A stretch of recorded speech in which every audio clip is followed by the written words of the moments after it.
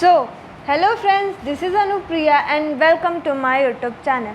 आज हम पढ़ने वाले हैं क्लास 9th हिस्ट्री का chapter first, the French revolution, मतलब फ्रांसीसी क्रांति।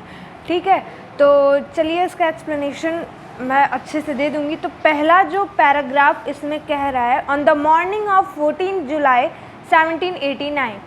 तो यहाँ कहना चाहता है कि 14 जुलाई 1789 को पेरिस जो था, पेरिस के नगर में आतंक का माहौल था। यहाँ स्टेट ऑफ अलार्म कहने का मतलब है कि आतंक का माहौल था। जो राजा था उसने ऐसा कमांड कर दिया था अपने सेना को कि शहर में प्रवेश करने का आदेश दे दिया था। और यह अफवाह फैल गई थी कि जो सेना है वो नागरिकों पर गोली चला देगी। ऐसा राजा ने सेना से कहा है कि वो नागरिकों पर गोली चला दे। ये जो अफवाह थी उसको फैलते ही लगभग 7,000 मर्द और औरतें टाउन हॉल के सामने इकट्ठा हो गए। ठीक है, और उन्होंने एक जन सेना का गठन किया। ठीक है, एक ग्रुप बनाया, उसका गठन करने का निर्णय किया। उन लोगों ने ऐसा डिसाइड किया। हथियारों की खोज में वे बहुत सारे सरकारी भवनों में जाकर प्रवेश कर गए। मतलब कि वो जो वीपन्स के लिए वो बहुत सारे जो सरकारी दफ्तर थे, सरकारी बिल्डिंग्स थी, सब में जाके वो घुस गए कि वहाँ पे कोई उनको मतलब हथियार मिल सकते हैं। ठीक है, फर्स्ट पैराग्राफ आई होप आपको क्लियर हो गया होगा। सेकंड पैराग्राफ में आते हैं। तो इसमें था कि जो सैकड़ों लोगों का जो समूह बना था पेरिस के नगर में, वो मतलब ईस्ट मतलब पूर्वी जो पार्ट है उसका, पेरिस का, उसकी तरफ चलने लगे। ठीक है, और वो पहुँचे बास्तील के किले में। बास्तील का किला जो है वहाँ पे वो पहुँचे। वहाँ पे एक जेल थी जिसका नाम था बास्तील की जेल को लोग तोड़ दिए, जहाँ पे भारी मात्रा में गोला बारूद मिलने की संभावना थी कि वहाँ पे बहुत सारे जो हथियार हैं वो मिल सकते हैं। हथियारों पर कब्जा की इस लड़ाई में जो बास्तील का जो कमांडर था उसको उन लोगों ने मार दिया, क्योंकि वो बीच में आ गया था और जितने भी कैदी थे उनको उन लोगों ने छुड़ा लिया। ठीक है, ये जो थी वो अभी शुरुआत थी क्रांति की।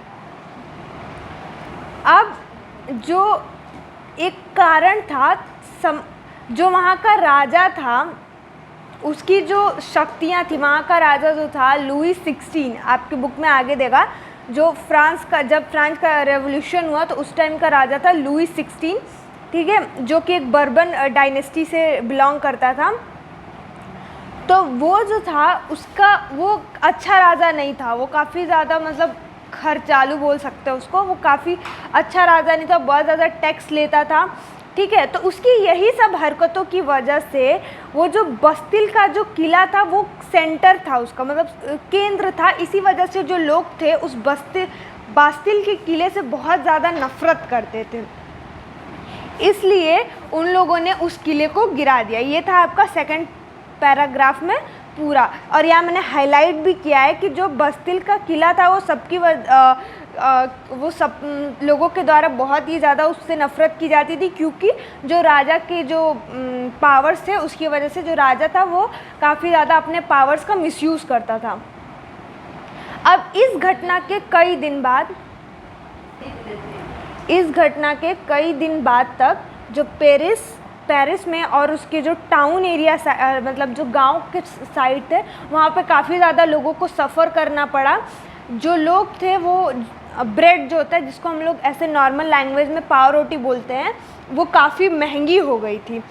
और इसी कारण वहाँ पे काफ़ी ज़्यादा लोगों को सफ़र करना पड़ा, ज़्यादा लड़ाइयाँ हुई। अब लास्ट में क्वेश्चन पूछता है कि ऐसा क्यों हुआ और कैसे हुआ। तो ये था आपका फर्स्ट पेज का एक्सप्लेनेशन। तो चलिए नेक्स्ट पे देखते हैं। आई होप आपको इतना समझ में आ गया होगा। तो अब है हमारा French society during the late 18th century.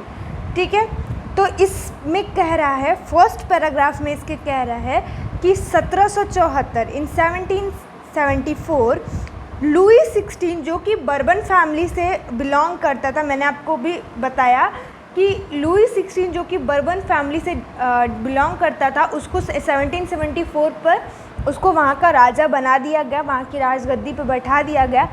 उस समय वो सिर्फ 20 साल का था और उसने ऑस्ट्रियन प्रिंसेस मैरी एंटोनी से शादी कर ली। ऑस्ट्रिया की जो प्रिंसेस थी मैरी एंटोनी, उसने उससे शादी कर ली 20 साल की उम्र में। जब वो न्यू किंग बना, मतलब जब वो राजगद्दी पे बैठा, तो उसने ये देखा कि जो उसका जो खजाना है वो खाली है। ये इस वजह से क्योंकि बहुत सालों से जो युद्ध चले आ रहे थे उसकी वजह से जो फ्रांस का जो खजाना था वो खाली हो गया था, फ्रांस के सारे पैसे खाली हो गए थे और उनके ऊपर कर्जा भी बहुत हो गया था। अब इसके ज़्यादा जो उसका जो मेंटेन करना था उसको अपना द इमेंस पैलेस ऑफ वर्सलीज, जो उसका पैलेस था वर्साई का, उसको मेंटेन करने के लिए अब इसको पैसे तो चाहिए थे। अब उसने क्या किया था, लुई 16 के अंडर में जो लुई 16 ने अमेरिकन कॉलोनीज़, मतलब 13 अमेरिका की जो छोटी छोटी कॉलोनीज़ थी उनको मतलब क्या बोलते हैं हेल्प किया ब्रिटेन से छुटकारा पाने, क्योंकि जो ब्रिटेन था वो काफ़ी जगहों पे राज करता था।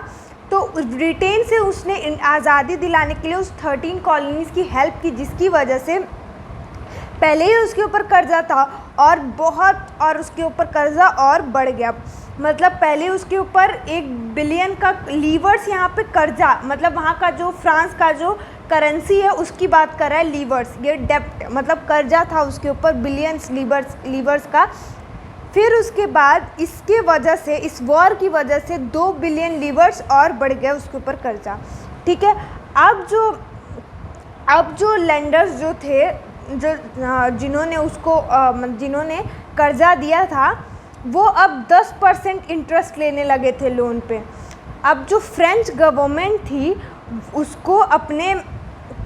उसने अपने बजट पे इंटरेस्ट पेमेंट्स अलोन, उसने जो इंक्रीजिंग परसेंटेज ऑन बजट, उसने मतलब जो सामानों पे मतलब दाम सामानों का बढ़ा दिया, काफ़ी उनका जो दाम होता है वो काफ़ी ज़्यादा इंक्रीज़ कर दिया, हाई कर दिया हर चीज़ का। क्यों किया?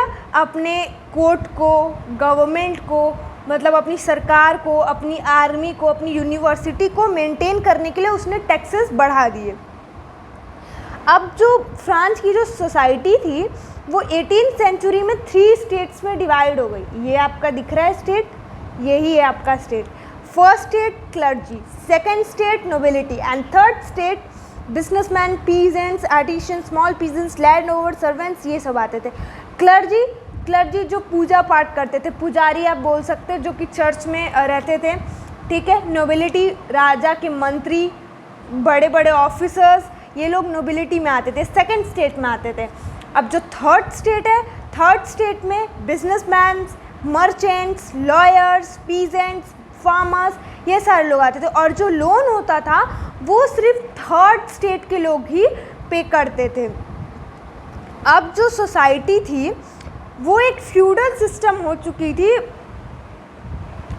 अब जो चीज़ें थी फ्रांस में काफ़ी ज़्यादा चेंज होने लगी थी, क्योंकि जो थर्ड स्टेट पे प्रेशर बहुत ज़्यादा हो रहा था, क्योंकि जो थर्ड स्टेट था वही सिर्फ टैक्सेस पे करता था और थर्ड स्टेट इतना रिच भी नहीं था, क्योंकि उसमें पीजेंट्स आते थे, मतलब farmers, land owners, landless labour, servants, मतलब जिनके पास ज़्यादा पैसे नहीं होते थे कमाने के लिए।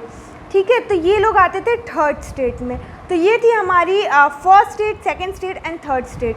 तो आज के लिए बस इतना ही एक्सप्लेन करूँगी, नेक्स्ट पार्ट वीडियो का आप वेट करें। एंड अगर आपको मेरा एक्सप्लेनेशन अच्छा लगा तो कमेंट बॉक्स में बताएं। And thank you for watching my video.